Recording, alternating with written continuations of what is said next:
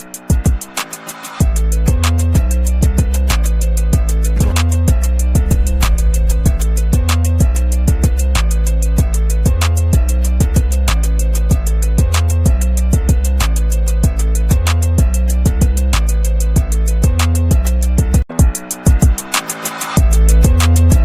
and welcome to another exciting episode of the Andre The Beast Crayton Show. Today is definitely an educational moment for our viewers. It might be sensitive to viewers as well, so let me put that out there ahead of time. But one thing I like about my show is that we provide educational information. And today, I was clearly blown away by what I heard during a pre-interview with our guest. Let me take you down this real quick. What would you do if you was told you're 13 years old and you're a female and you was told that you have to marry this individual that's in his 20s or older? I know what you're thinking. This has been going on for years, and it opens up doors to other questionable acts that go unanswered and go unseen. I won't say that it's not going unseen. We see it, but we don't know that this is legal. Today on the show, we have a young lady who actually was part of this system. And she's here to share her story. I'd like to welcome Kat Williams to the show. Hello. Kat, you shared so much information during the pre-interview that literally blew my mind. Before we get into your journey, tell the viewers a little bit about who you are before we get into the nitty-gritty of your story. Well, I am Kat Williams, and I work with an organization called the Resiliency Foundation, and we work to end child marriage in the U.S., which is still legal in about 38 or 39 states. There's some legislation that's getting ready, that's just passed, and hopefully will be signed into law, ending it in another state. We work to lobby legislators and to educate and to raise awareness that this is still legal in the U.S., and we define child marriage as any marriage under the age of 18, of legal age, because it opens up a whole set of issues we can talk about. Yeah, we can talk about that, because I had no idea. Let's start back with your childhood, because that's where it starts. Yes. Where are you from? You say you're from? I'm from Harlan, Kentucky, originally. Okay, I know exactly. Dirty Harlan. Bloody Harlan. Bloody Harlan, yeah. What's that like growing up in Bloody Harlan? I love the justify. I love the justify. It's nothing like that. It's not, okay. So what's it like growing up in Bloody Harlan?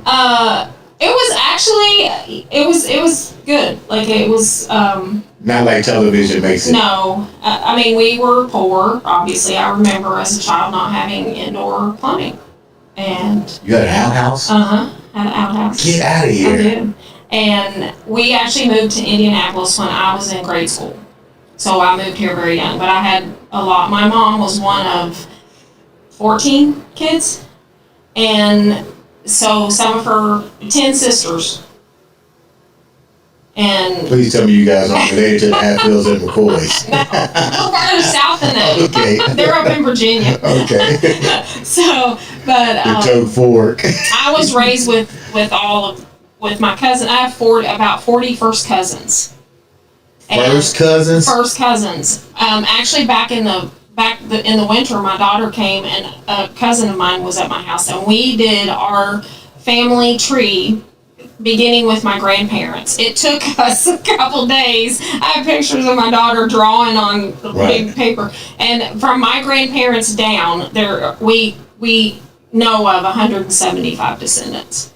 We're going to go back and revisit that and show the connection with where we're going with this story in your life. A lot of what happened, what I experienced was because of culture.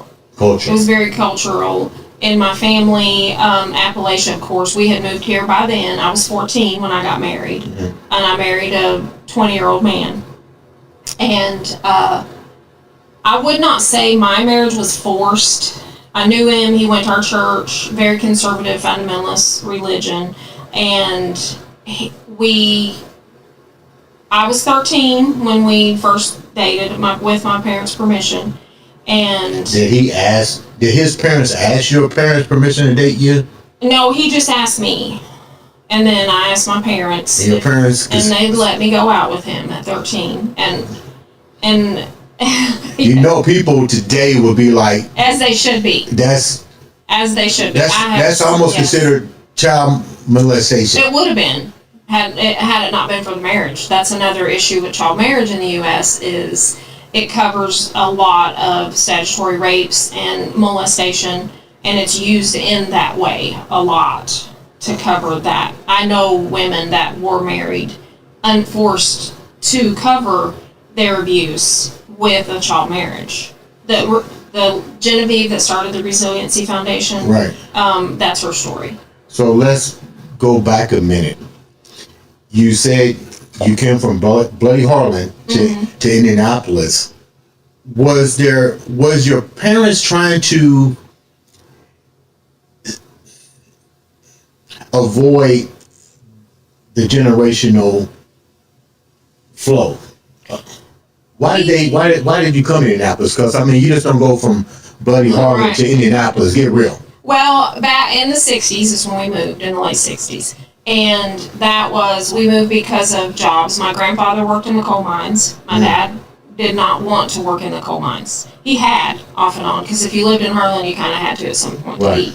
And so my grandfather first came up here and got a job at Chevrolet over on the west side. So as a lot of people in the 60s migrated north to Indiana, Ohio, Michigan for jobs, especially in the auto industry, and to get out of poverty. Yeah, I mean, who wants to work in the coal mine to get black lung and my grandfather died of black lung. Yeah. So that's why we moved, was for economic reasons. So the guy that was 20 years old, was he from Kentucky and later moved to Indianapolis? No, he was from Indianapolis.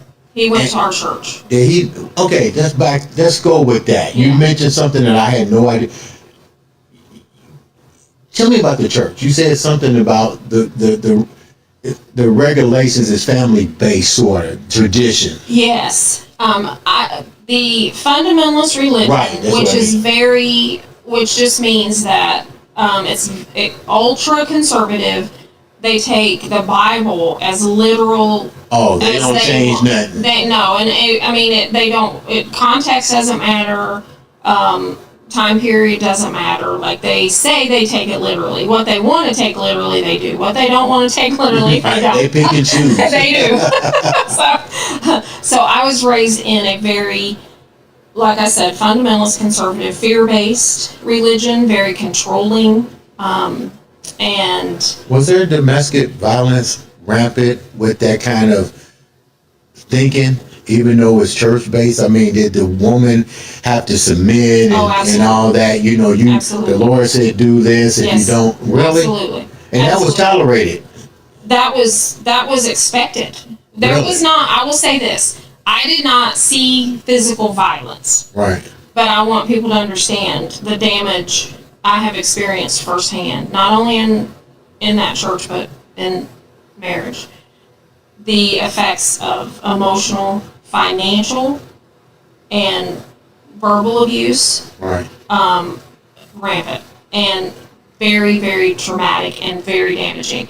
I would say, for myself, I've not experienced physical abuse, but the emotional and verbal and mental abuse has been so devastating. I'm still dealing with it. And because what happens is you can't see those wounds. You can't see those scars. People don't take it as seriously, and they don't see the trauma that is underlying, that affects every area of our lives because of that. Were you guys forced to self-contain all of this? Because clearly, if you're dealing with family-based religion, you know, keep your skeletons in your closet. Oh God. I'll say this: skeleton out of the closet. There was sexual abuse in my family generationally. What do you mean by that? There was sexual molestation in my family. With parents molested kids and cousins molesting cousins? I was molested by my grandfather and my uncle as a child. Did your parents know this? My dad didn't. He wasn't as involved. My dad actually surprisingly wasn't in the church. So he had a whole different belief system. He had his belief system was he worked all the time and he drank a lot and he had his friends. And he was home very little.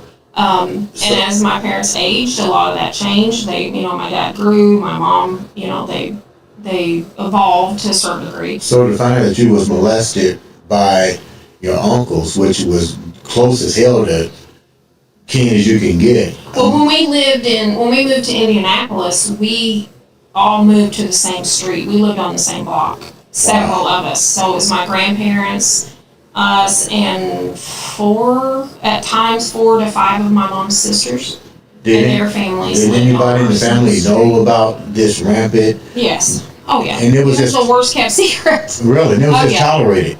You just went on with your life. We were taught to stay away from them. Don't get as a kid. We were told to protect ourselves, but how does a child? So you guys kind of knew who the pedophiles were. Absolutely. And was told to. I couldn't imagine that being condoned. You know what I mean? And that's the problem with generational trauma, though, is to see what my mother went through and lived, and the object poverty that she lived in Appalachia was unbelievable, like starvation nearly, abandonment by her father for years at a time, sexual abuse, and that's the problem with things like child marriage and other childhood traumas is the generational effects, because we don't, as a mom, me, married at 14, I had my first daughter at 15. I mean, I'm a kid raising a kid. It was the same thing with my mom. And it took me in my mid-20s saying, there's something wrong with this. Mm-hmm. And I'm not saying I'm the only one that did it. I was the one that stepped out of that and got a divorce after 15 years from the child marriage. Were you frowned upon? Because you still have family. I lost the biggest part of my relationship with my extended family. Still. Do they feel like those secrets jeopardize the family secrets? They're now out? And divorce wasn't allowed. So because of the religious component, divorce wasn't allowed. So for me to leave that church and to leave my marriage, even though I did it as a child, I could have gotten that marriage annulled. You get married to a guy that's 20-some years old. You're 13 years old. I couldn't imagine me telling my daughter, you're going over to do 13 years old, when you know a dude 20-some years old, he's going to eventually consummate a relationship. Yes. And she, at that age, she doesn't know. What parent in their right mind would allow that to... But I get it. You said it's generational. It is, because... But it's your kid. How do you allow that to happen? A parent is not in their right mind. Like, they're not. They're a trauma brain. I'm an imaging technologist. That's my degree. I didn't go to high school, but I eventually got my GED, and I went to college, and I got a divorce. So you see the impact it has on brains. Yes, and trauma brains look totally different than normal brains. And it's actually very fascinating. You married this dude at 20-some years old. He was 20. 20 years old. I was 14, we got married. But you dated at 13. Dated 6 weeks, yes. Before we got engaged. And then we What was his side of the family like? Very similar to mine. Was he from big family? Kentucky too? He was born here, but I think he was like one of 10 siblings, and I think all but maybe him and one brother was born in Kentucky. So his family had also moved from Kentucky, not Harlan, but another. So they had those same type of genetic blueprint, basically. Trauma, yes, and I would say that his family, I don't know how degrees of trauma, but they had some deep. They had a lot. What was it like being married with him? What was it like being married? It was terrifying because I wasn't forced to get married, but I would say not by my parents or the church necessarily, but the mindset was there for this to happen. I was coerced by him because, like you said, at some point, a 20-year-old, 19, 20-year-old guy's going to want to consummate the relationship. Right. And sex outside of marriage was absolutely forbidden. I mean, like, throw it, Right. child essay, whatever, but that was the big rule. And when we started going out, he, tried things with me, and he got fairly far, and which brought a lot of guilt and shame on me, and he threatened me with that if I didn't marry him, he would tell that I let him touch me under my clothes. And that would have been a huge shame. But, so when we decided, I tried to back out of the marriage I remember 3 specific times that I told him, look, I'm 14. I'm in 8th grade. I was in 8th grade. And I would go to school and tell my friends I'm going to get married, and they would be like, that's crazy. Like, no, my teachers, and they would talk me out of it. And I'd be like, you're right, it's crazy. I'm going to go to high school, we're going to go to football games, we're going to, and I would go back and try to tell him, because I didn't have the relationship with my parents to tell them, this is a bad idea. Like, parents should be saying, no, what the hell? If my kid came in and said that, I would be like, you have lost your whole mind. What was the benefit outside of the tradition? Usually, when we look at history and that happens, it's usually with royalty. Yeah. And you're going to get compensated for marrying my daughter at a young age. They justified it. I don't even want to use the word justified. That's how they did it. It was a mean to develop economic resources. Right. What do you think the reason was here? Because you came from Bloody Harlan, nobody had no money. You guys all lived on the same street. You know what I'm saying? Yes, but economically, generations before me, economics were a big factor because you have 14 kids, you get those girls out of the house as fast as you can. Right. You get these kids independent as fast as you can because you can't beat them. And then they start having children, and then this cycle continues until somebody says, this is enough.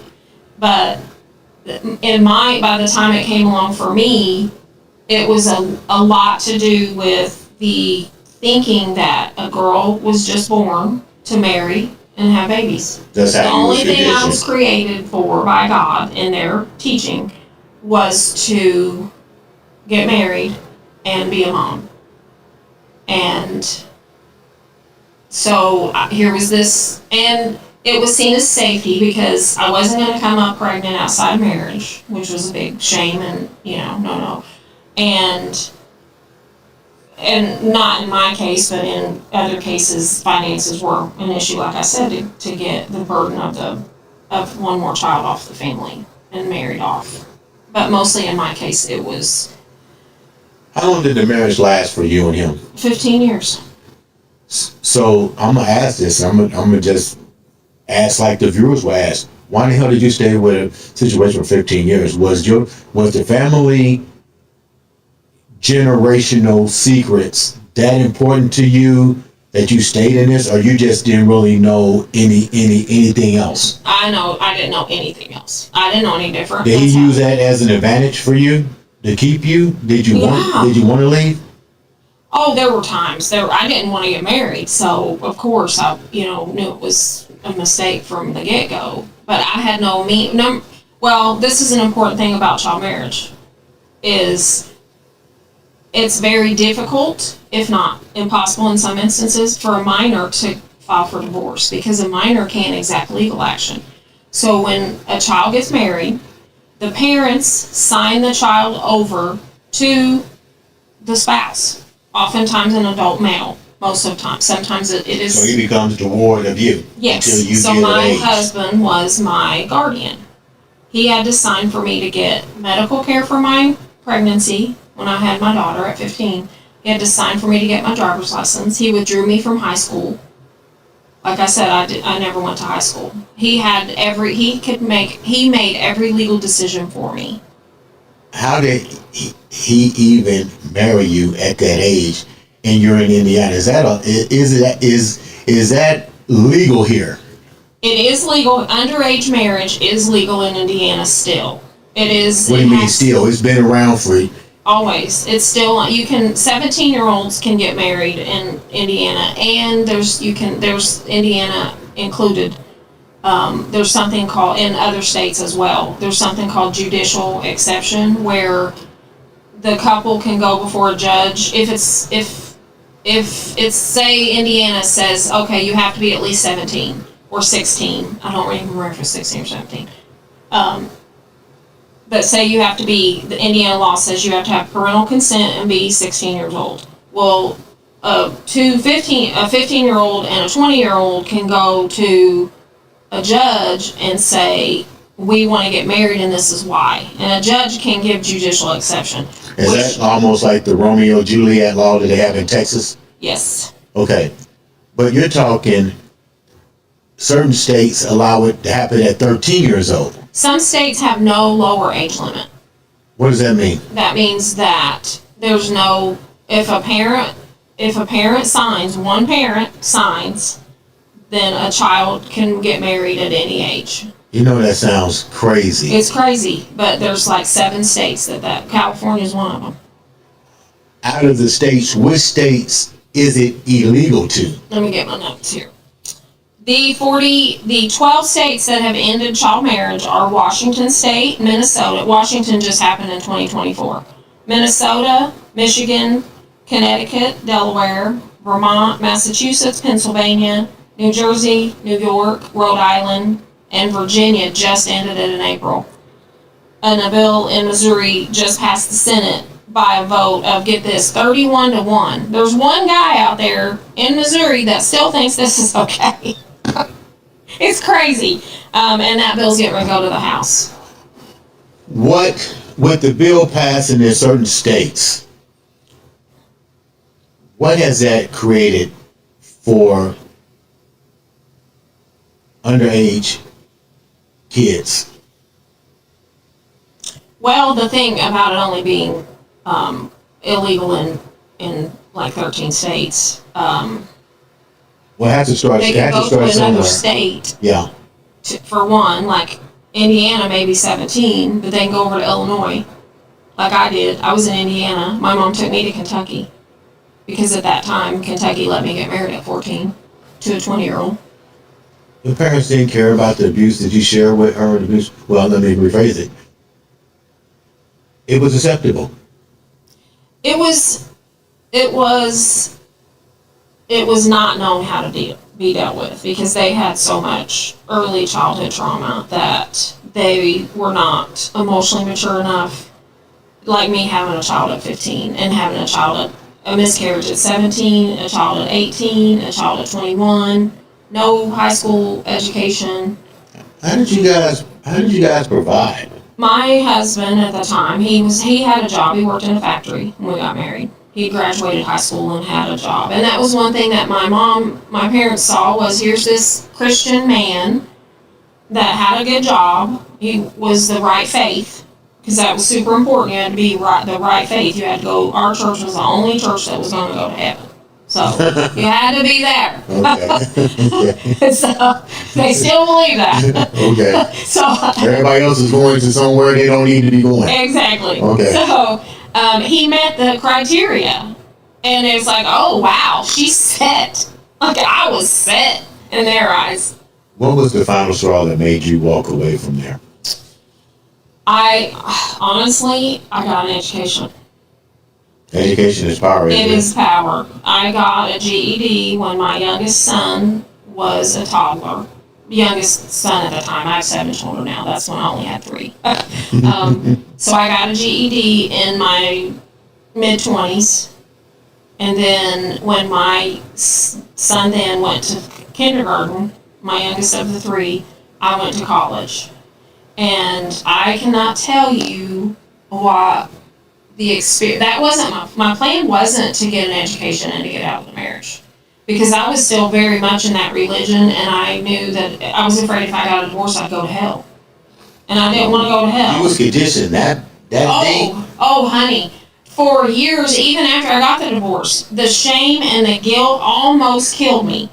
You wanted to go back. Literally. Did you want to go back? I didn't want to go back. I couldn't go back. I was willing to risk hell to get out.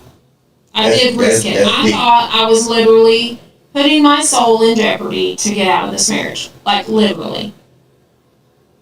And to understand the guilt and shame and pain and trauma from that, I'm still dealing with it. Like, that's a lifelong. I mean, I was taught these things from the womb, literally. And that is very powerful to be that conditioned and brainwashed. Your family pretty much, certain members of your family pretty much have circumcised you. Yes. Yeah. How do you rebuild a new family? You got kids. How do you teach them what you went through without impacting them as well? Oh, yeah. Well, that's the tricky part.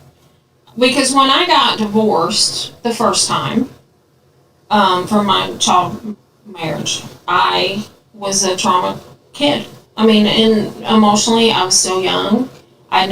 We didn't have therapy. I didn't know how to get therapy. And, Right. It was the 90s, early 90s. I didn't. Did you have any resources? None. Because probably nobody would understand what you. No, I had no resources. I didn't have that much money. I did have a good job because I got a degree in medical imaging, like I said. Got a job at a hospital. My eyes had been open to the point of where I could not go back. Like, I could not unsee the freedom because I was taught that everybody outside of our family and our church was dangerous. The world, like, I expected total debauchery when I got out there. I was like, there's going to be orgies on every corner. How did they take outside races?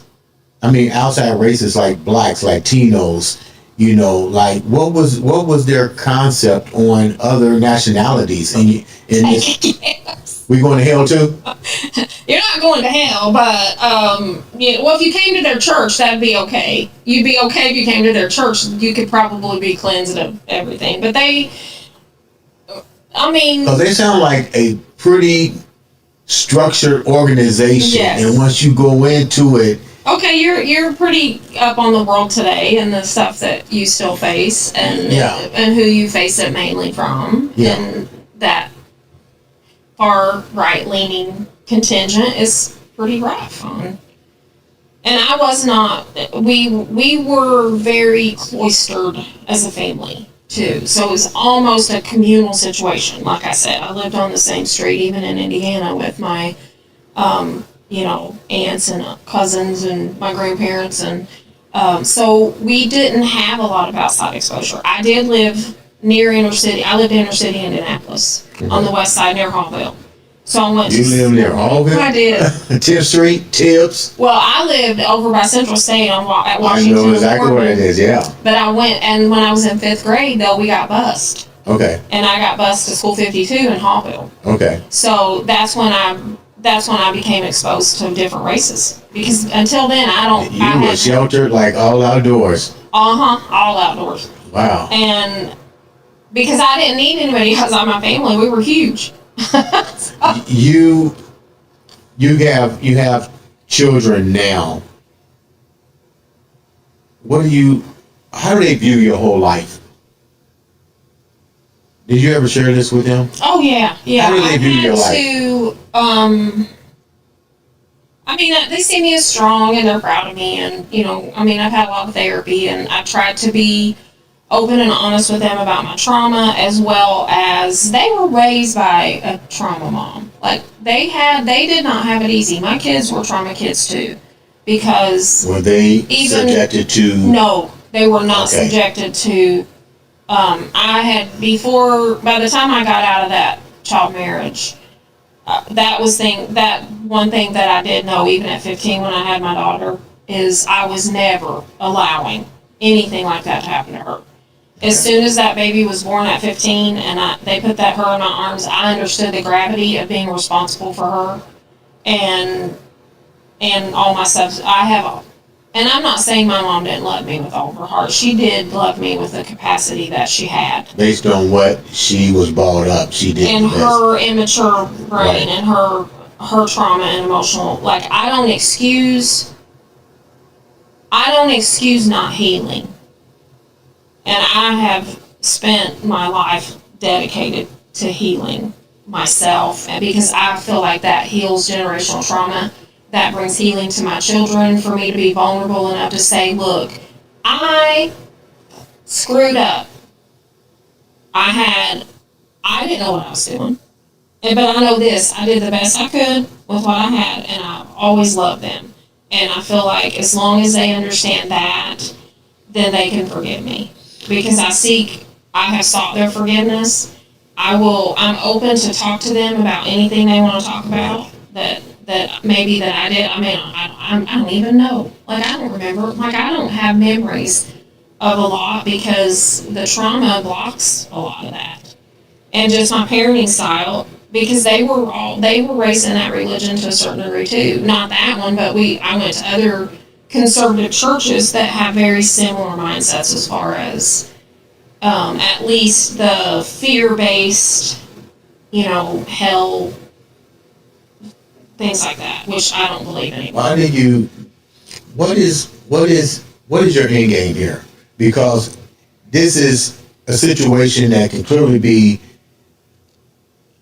interpreted as a means to allowing sex trafficking, yes, prostitution. I mean, the pornography industry. People don't realize that it's ran by sex trafficking. This is Pandora's box. Consuming those things, consuming, prostitution, and like even, online essay material, which is what I call porn. Because you look at those women that is abuse being witnessed and accepted by women who come from trauma. You can follow their lives back, and I guarantee you they were not raised in an environment that taught them their worth. Why do you think, out of all the states that we have here, only a select few have vows to stop this situation? Why haven't other states embraced this and took compassion with it? People, they don't care. I've talked to legislators. I've lobbied in this arena for several years, and what the first state to outlaw was in 2018. Really? So, and between like that's not that long ago, and that was all 50 states until 2018. And so, until people like Genevieve and organizations like Unchained at Last, I encourage people to go to like unchainedatlast.org. All the statistics are on there. You can look your state up and see what the laws are in your state. A lot of resources there. But it took survivors coming forward and saying this has to stop, and that is where it began. Before we wrap up, is there certain states that this is more prevalent than other states? I know none of it should be taking place, but clearly, is there demographics that show these particular states embrace this a lot more, and it's more prevalent here than it is somewhere else? Well, that's hard to track because, like I said, if it's not legal in one state, well, it's only illegal in 12. But if it's illegal in your state, somebody can go across state lines, so it's hard to track if, there's not a lot of statistics on that. And Unchained at Last on their website has a lot of these statistics to tell where it's more prevalent. But not really, because it depends on the situation. Is it being used for trafficking? Is it being used for There's no way to really determine what is right for. At the time. And my end game here was what you asked a few minutes ago, is to raise awareness that this is still happening. And also to raise awareness of not only child marriage, but we have a trauma epidemic. And until we fix that, we're not seeing vast improvements in society, because we need emotional maturity, we need adults running things, and until we have access to really good mental health care, I've had to seek that out, and luckily I have a savings account. I can pay to get good therapy. I just went through a divorce 2 years ago. After I was married to him for 28 years. I got married 2 years after my child marriage, which I got no help from. carried that trauma into the marriage. And what that did was cause me then, for the next 28 years, I was strong and resilient and independent and all those things that I'd learned, and got myself out of that. But what I didn't have was healing. Right. And so going through a shocking divorce after 28 years, I did not see this coming. I did not know this man, and I tolerated shit that I wouldn't have tolerated had I not had the trauma way back when, and thought that I could really, truly, I didn't know my worth. Like, I've learned, in the last 2 years, I've learned more than I have in my whole life. I think that's a key component to overcoming trauma, is to first understand what your worth is, and I think Absolutely. then you can kind of because move on. Because resiliency and strength and independence, those things come from, because back to my big family, I had trauma, but I also did have You must be support. reading my mind, because that was my last question. Now let's go back to the family tree to see how this just keeps evolving. Well, yes, and and you're what- taking this chance to rectify it. Yes, and I will say this too about my family. I don't want people to be like, oh, how could they do this? How could they? Okay, take a look at your own family for one thing. But I lived on the same street as my mom and grandma and aunts, and we cooked and we cleaned and we raised babies, and we knew how to do this. This was something we knew how to do. And the men went off and did their stuff, and I had no healthy male. I have not had a safe male in my life for the 60 years I've been alive, except for my sons. And I didn't even know that, and I allowed, like I said, but because I had the support of these women, these strong, traumatized, crazy, loud, independent women who didn't know their worth because they hadn't healed. They did not have that opportunity then that I do now. They do now, and that's up to them now. I'm not judging them. I'm just saying that that's their work to do. But support equals strength and resiliency. But healing brings true confidence and self-worth. And that's what I've been working on for the past 2 years. I stayed single for 2 years on purpose because I took a good, long, hard look at myself after this divorce. And I was like, I'm not doing this again. If I ever get in another relationship, I want to be the person that I would want to date. I want to be the person that I would want to be in a relationship with. So I got to work on Kat. What do you tell, before we wrap up, what do you tell parents to look for, and what are the pros and cons? Like, clearly, like we shared off camera, if my child came to me at 13 years old and said she wanted to go and date somebody, you already know what the answer is. Right. Like, what kind of valuable information can you tell a parent whose child might think that, or are there red flags to see that this isn't what you should be doing or what your kids should be thinking about? I think in our society, providing safety from especially online sources is huge. Most parents are not going to face a kid walking in at 14 and saying, hey, I want to get married. Like, the statistics are dropping because it's becoming, people are more aware of it. Society's different, religion has changed. Things have evolved in this arena. But just other forms of childhood trauma and the access that kids have to online predators, to traffickers, to known 90% of child sexual assault, child molestation happens by a known person to that child, not by a stranger.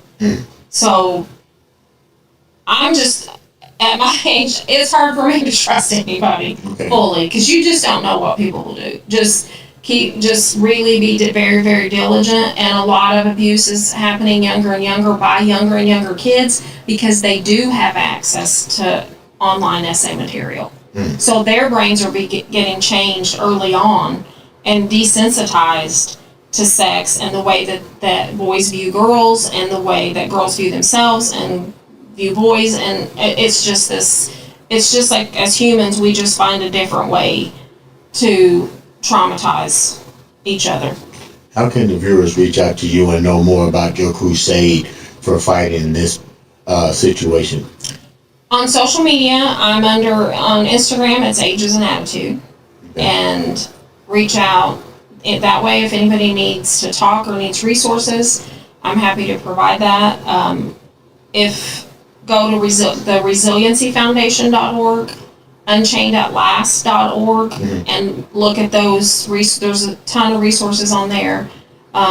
Educate themselves and just be aware of your surroundings. And if in trafficking situations, a lot of it, people don't even know that's what they're seeing. And we try to educate people in law enforcement, hospitals, medical facilities to see, if a 14-year-old comes in with a man and they're married, like, start looking at that. Like, take notice. But I would say, as far as our own kids, do our own healing. Parents, please go to therapy. We all need it. We've all been raised by human parents. Yeah. We're all human, and everybody could use some help. Kat, thank you so much for coming on and educating us on a topic that clearly I heard about it, but it was kind of like you brought it to the light, to the viewers, and I appreciate you coming on to the show and sharing that. Make sure you guys support. If you know somebody that's in this situation, reach out to those resources that Kat just gave us. Ladies and gentlemen, this has been another exciting episode of the Andre the Beast Crayton Show.